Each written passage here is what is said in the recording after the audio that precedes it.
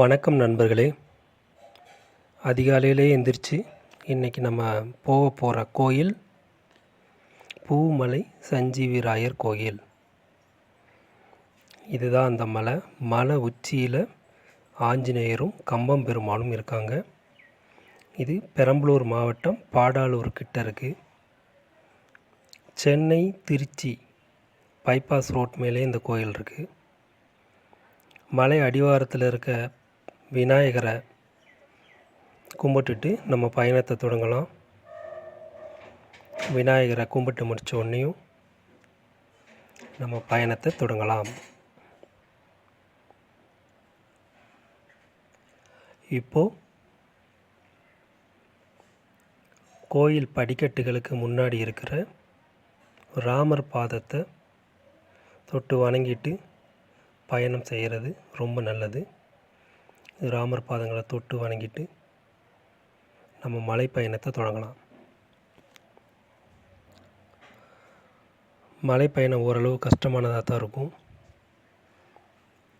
இது ஆரம்பத்தில் படிக்கட்டு கட்டுறதால ஆரம்பிக்குது. இந்த படி எல்லாமே வேண்டுதலுக்காக செஞ்சு மக்கள் நன்கொடை கொடுத்த படிகள். இந்த படிகளில் அவங்களோட பேரெல்லாம் குறிச்சிருக்காங்க. முதல்ல ஆரம்பிக்கிறப்போ படிகள் நல்லா சீரானதாக போகுது. அப்புறம் போக போக ரொம்ப கடினமானதாக இருக்கும். என்ன வேண்டுதலுக்காக படி செஞ்சாங்களோ அதையும் இதில் பதிச்சிருக்காங்க. படிக்கட்டுகள் கொஞ்சம் கரடு முரடாக மாறுது. இதுக்கப்புறம் படிக்கட்டுகள் கிடையாது. ஒரு காவாசி தூரம் வந்திருப்போம். இங்கேருந்து பார்க்குறப்பி நல்ல இயற்கை காட்சிகள் ரொம்ப அழகாக இருக்குது. படிக்கட்டுகளில் செஞ்சவங்களோட பேர் எழுதியிருக்கு. இப்போது படிக்கட்டுகள் முடிஞ்சிருச்சு. இனி வர்றது எல்லாமே கரடு முரடான பாதை தான். வெறும் பாறாங்கல்ல மட்டுமே போட்டு பாதை அமைச்சிருக்காங்க. இதில் ஏறப்போ ரொம்ப கவனமாக போகணும். காட்டு மல்லி பூத்திருக்கு. இதெல்லாம் ரசிச்சுக்கிட்டே நம்ம பயணத்தை தொடரலாம். இந்த பயணம் கொஞ்சம் கஷ்டமானதாக தான் இருக்கும். ஏன்னா மலைப்பாதை அவ்வளோ ஈஸியானதான இருக்காது. பாதையும் ஒரே சீரானதாக இருக்காது. நம்ம போகிற டைம் கொஞ்சம் வெயில் காலம், அதனால் கவனமாக தான் போகணும். ஒரு சில இடங்களில் பாதை சீரானதாக இருக்கும்.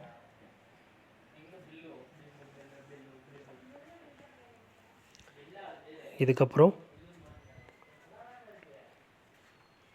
வரக்கூடிய பாதை ரொம்ப செங்குத்தாகவும் கொஞ்சம் ஆபத்தானதாகவும் இருக்கும்.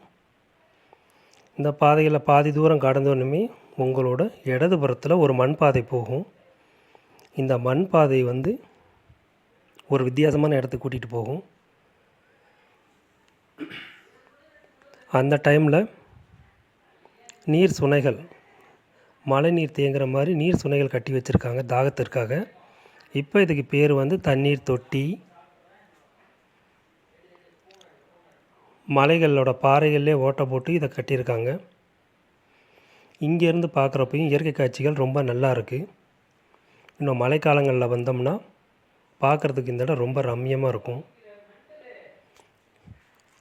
இப்போ வந்த பாதைகளிலே நம்ம மறுபடியும் திரும்பி போய் நம்ம மலைப்பாதையில் போய் ஜாயின் பண்ணிக்கலாம்.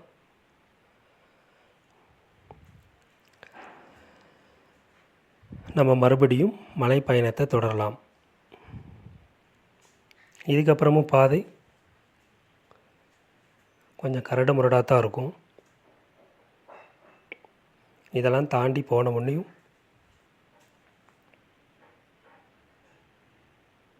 கொஞ்சம் செங்குத்தான பாதை. இந்த செங்குத்தான பாதை எல்லாத்தையும் தாண்டி போனால் அங்கே தூரத்தில் ஒரு வில்வ மரம் தெரியுது பாருங்கள்.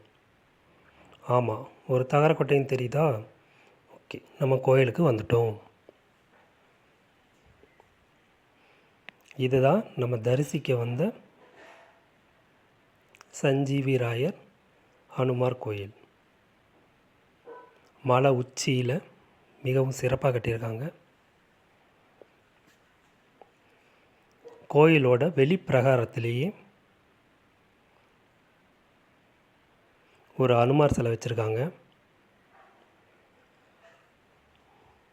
இந்த அனுமாரை நம்ம தரிசனம் பண்ணிவிட்டு இங்கே நேர்த்திக்கடனுக்காக அவங்கவுங்க அடுக்குக்கல் தொட்டி எல்லாம் கட்டி விட்ருக்காங்க. இங்கேருந்து பார்க்குறப்பையும் இந்த நேச்சர் வியூ ரொம்ப சூப்பராக இருக்கும்.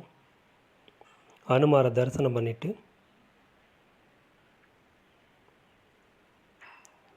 கல் கொடிமரத்தையும் வணங்கிட்டு நம்ம போய் மூலவரை தரிசிக்கலாம்.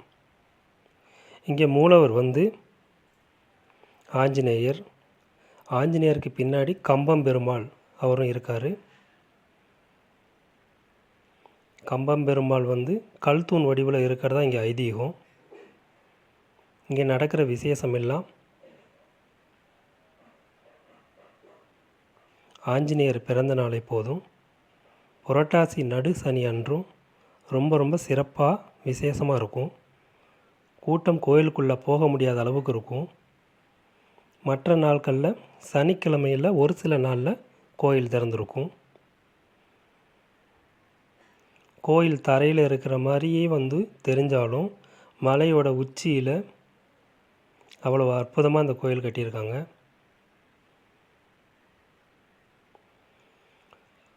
கோயிலை சுற்றி ஒரு வளம் வந்துட்டு நம்ம இன்னொரு இடத்த போய் பார்க்கலாம். இங்கே கோயிலுக்கு பைரவர்கள்லாம் பாதுகாப்பாக இருக்காங்க. பாதுகாப்பாக இருக்கிறவங்க நம்மளை பார்த்து பயந்து தான் ஓடுறாங்க. ஓடிட்டாங்க. நம்மளை பார்த்து பயந்து ஓடுறாங்க. ஓகே. கோயிலோட பிரகாரத்தை ஒரு சுற்றிக்கிட்டு நம்ம இன்னொரு முக்கியமான இடத்த போய் பார்க்கலாம். இது கோயிலோட பின்புறம்.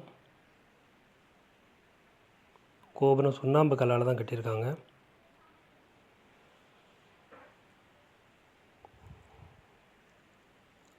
இது வந்து நான் சொன்ன இன்னொரு இடம். இந்த இடத்துக்கிட்ட ஒரு அழகான அனுமன் சிலை இருக்குது. ஆனால் அது கொஞ்சம் உடஞ்சி போயிருக்கு. இதுக்கப்புறம் ஒரு சூப்பரான வியூ பாயிண்ட் இருக்குது. இங்கே இருக்கவங்க அது விளக்கு ஏற்றுறதுக்கான இடம்னு சொல்கிறாங்க. ஆனால் எனக்கு ரொம்ப பிடிச்ச வியூ பாயிண்ட் அது. மலை உச்சியிலுக்கு மேலே ஒரு உச்சி, ஒரே ஒரு பாறையில் ஒரு வியூ பாயிண்ட் இருக்கும். அங்கேருந்து இயற்கையை பார்க்குறது ரொம்ப சூப்பராக இருக்கும். இதுவே மழைக்காலமாக இருந்தால் இன்னும் மேகங்கள் ரொம்ப பக்கத்தில் தொட்டுக்கிட்டு போகும். அது பார்க்குறதுக்கே சூப்பராக இருக்கும். நம்ம வந்தது வெயில் காலம். அப்போவும் எல்லா இடமும் ரொம்ப பச்சையாக தான் இருக்குது.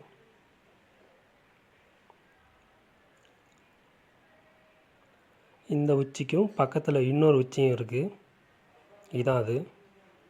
இங்கேருந்து பார்க்குறப்பையும் அந்த வியூ பாயிண்ட்லாம் ரொம்ப சூப்பராக இருக்கும். இதெல்லாம் பார்த்து முடிச்சுட்டு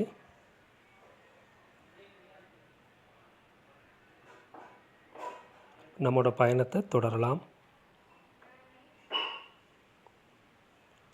இங்கேருந்து பார்க்குறப்போ கோயில் ரொம்ப அழகாக தெரியுது. ரொம்ப அழகான சின்ன ஒரு கோயில் இது. ஆனால் அவ்வளோ விசேஷமானது. குழந்தை இல்லாதவர்களுக்கு குழந்தை வரம் தரக்கூடிய ஒரு சிறப்பான கோயில்.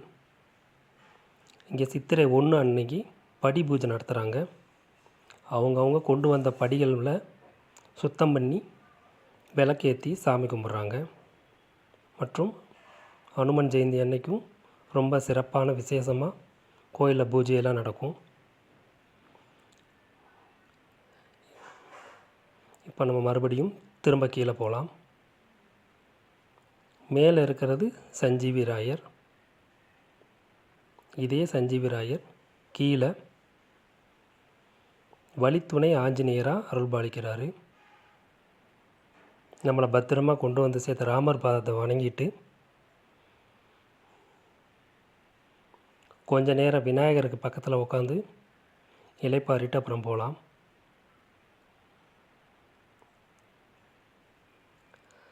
ராமர் பாதத்தை வணங்கிக்கங்க.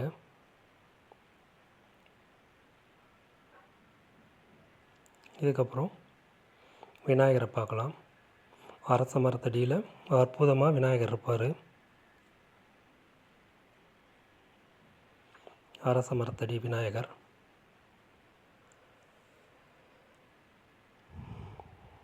இங்கே உட்காந்து கொஞ்ச நேரம் இளைப்பாறிட்டு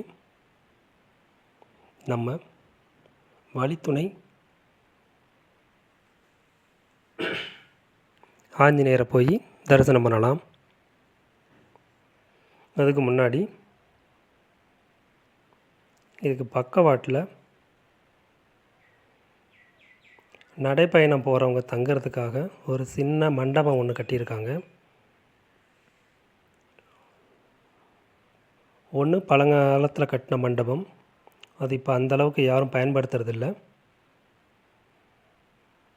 இதான் அந்த மண்டபம். இப்போது வசதிக்கு ஏற்ற மாதிரி புதுசாக ஒரு மண்டபம் கட்டியிருக்காங்க. இதான் அது. இது பாத யாத்திரை போகிறவங்களுக்கும் இந்த கோயிலுக்கு கிரிவலம் போகிறவங்களும் தங்கிறதுக்காக இந்த மண்டபம் கட்டியிருக்காங்க.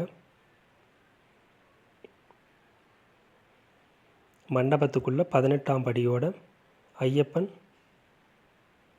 ஃபோட்டோ வச்சுருக்காங்க.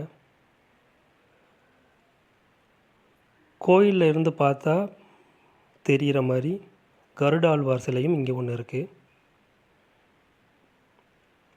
வணங்குறவங்களுக்கு திரும்ப வணக்கம் செலுத்துகிற மாதிரி இந்த சிலை ரொம்ப அற்புதமாக கட்டியிருக்காங்க. கருடாழ்வாரை வணங்கிட்டு நம்ம வழித்துணை ஆஞ்சநேயரை போய் தரிசனம் பண்ணலாம். இங்கே வழித்துணை ஆஞ்சநேயர், இவருக்கு பக்கத்தில் நாகர் சிலையும் விநாயகர் சிலையும் இருக்குது. ரெண்டையும் தரிசனம் பண்ணிவிட்டு உள்பிரகாரத்தை சுற்றி வரலாம். உள்பிரகாரத்தை சுற்றி வரப்பையும் அனுமாரோட சீடர்கள் நமக்காக வெயிட் பண்ணிக்கிட்டு இருக்காங்க. பார்த்து கவனமாக தான் போகணும். எல்லா பக்கமும் அவங்க இருக்காங்க. பையில் கையில் எது வச்சாரும் சரி அவங்ககிட்ட கொடுத்துட்டு தான் நம்ம போகணும். கொஞ்சம் கவனமாகவே இங்கே போங்க. முடிஞ்சால் அவங்களுக்கு கொஞ்சம் பழங்களும் வாங்கி கொடுங்க. அவங்கள பார்த்து எல்லோரும் பயப்படுறாங்க, ஆனால் நம்மளை பார்த்து எல்லாம் பயந்து ஓடுறாங்க. என்னென்னு தெரியல. இவங்க 2 பேருக்காவது பழம் கொடுக்கலான்னு பார்த்தேன், அவங்களும் ஓடிட்டாங்க. பண்ணுங்கப்பா தம்பி, பயந்து ஓடிட்டாங்க. நல்லபடியாக சாமி தரிசனம் முடிஞ்சுது. மலை ஏறிட்டு போயிட்டு வந்தாச்சு. இப்போ வெளிப்பிரகாரத்தை சுற்றி முடிச்சுட்டு வழிபடு ஆஞ்சநேயரும் தரிசனம் பண்ணிவிட்டு அவருக்கு ஒரு வணக்கத்தை போட்டுட்டு நம்ம அடுத்த பயணத்தை தொடரலாம். அனைவரும் நம்ம சேனலை கொஞ்சம் சப்ஸ்கிரைப் பண்ணுங்கள். இன்னும் நிறையா வீடியோ எடுக்கணும். அதுக்கு உங்களோட ஆதரவு கண்டிப்பாக வேணும். எல்லாரோட ஆதரவும் கொடுங்க. நன்றி நண்பர்களே.